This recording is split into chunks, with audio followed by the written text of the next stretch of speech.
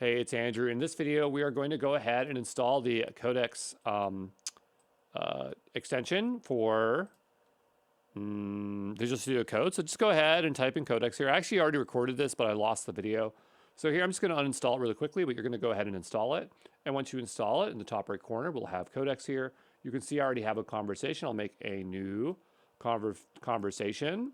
And I'm going to just go into helloworld.rb here, take a screenshot, drop it in here and say, where is this code in this repo?